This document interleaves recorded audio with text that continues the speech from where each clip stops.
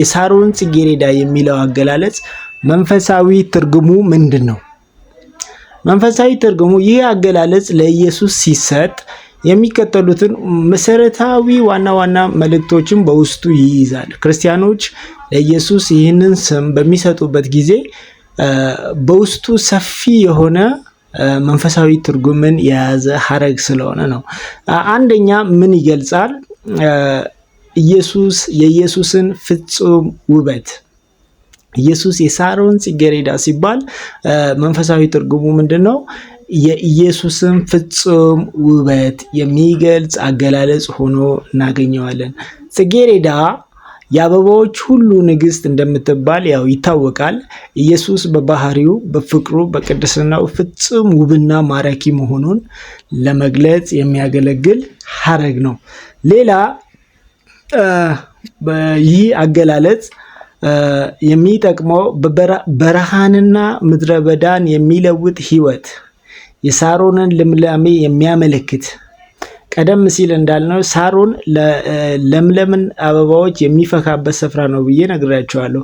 መጽሐፍ ቅዱስ የክርስቶስ መምጣትና እርሱ የሚሰጠው ህይወት የሳሮን ሜዳ ውበትን በጽጌረዳ አበባነት ይመስለዋል። ኢየሱስ የሚሰጠው ሰላም፣ ኢየሱስ የሚሰጠው ደስታ፣ ኢየሱስ የሚሰጠው የህይወት እረፍት ልክ እንደዛ በሳሮን ሜዳ አንዳንድ ክፍሎች ላይ ለምሳሌ ድንጋያማ ቢሆኑ እንኳን ይህ አበባ መብቀል ይችላል።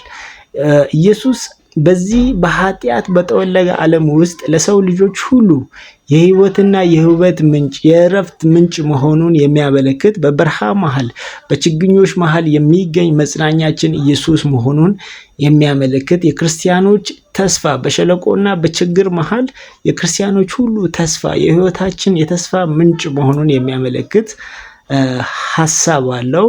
ሌላ መንፈሳዊ ትርጉሙ ምንድነው? ለሰው ልጆች ሁሉ የሚሆን የመዳን መዓዛ ነው።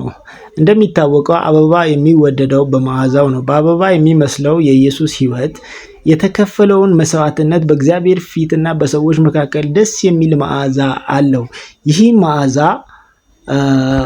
ለሰዎች ሁሉ የሚሆን የኢየሱስ ህይወትና የሚሰጠው ሰላም በሰው ልጆች ልብ ሁሉ መልካም መዓዛ፣ መልካም እረፍትን የሚሰጥ አዳኝ መሆኑን፣ ደስ የሚል መዓዛን የሚሰጥ፣ ለህይወት እረፍትን የሚሰጥ፣ ለህይወት ደስታን የሚሰጥ፣ ደስ የሚል መዓዛን የሚሰጥ የተባረከ አምላክ መሆኑን የሚያሳይ ነው። ይህ አገላለጽ ኢየሱስ የሳሮን ጽጌረዳ ሲባል እርሱ በሰው ልጆች መካከል የተገለጠ ወደር የሌለው ውበት ያለው አዳኝ፣ የህይወት ጠረንን መለወጥ የሚችል የህይወት ጌታ ነው ማለት ነው።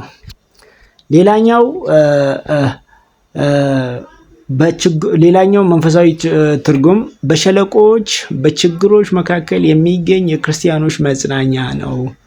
ኢየሱስ የሳሮን ጽጌረዳ የሚለው ሐረግ ተከታይ የሸለቆዎች አበባ ነኝ ይላል። ሸለቆ ዝቅ ያለ ጨለማን፣ አስቸጋሪ ስፍራን የሚያመለክት ስፍራ ሲሆን ኢየሱስ በህይወታችን ሸለቆዎች እና በፈተናዎች መካከል የሚገኝ ውበት እና መጽናኛችን መሆኑን የሚያመለክት መንፈሳዊ ትርጉም አለው። ኢየሱስ የሳሮን ጽጌረዳ ስንል እርሱ በህይወታችን ምድረ በዳ ላይ ተስፋን የሚያበቅል፣ በሞት ጥላ ሸለቆ ውስጥ ብርሃን የሚሆን፣ ህይወታችንን በመለኮታዊ መዓዛና ውበቱ የሚሞላ ጌታ መሆኑን በዚህ ሐረግ ክርስቲያኖች ይገልጻሉ። ስለዚህ ኢየሱስ የሳሮን ጽጌረዳ ነው።